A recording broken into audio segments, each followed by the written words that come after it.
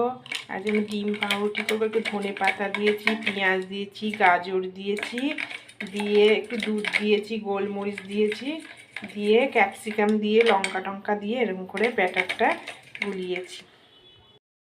দিয়েও করতে পারো, আমি সাদা তেল দিয়ে দিলাম, সাদা তেল দিয়ে ডিপ করছি এরকম এরকম করে দিয়ে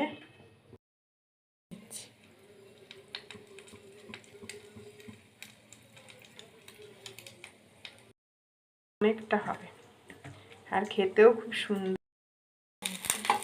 উল্টে দিলাম,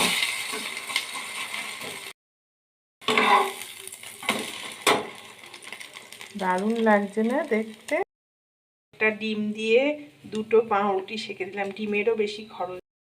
আজকে আমার ব্রেকফাস্ট। তোমরা কে কে খেতে ভালোবাসো কমেন্ট করে জানাও।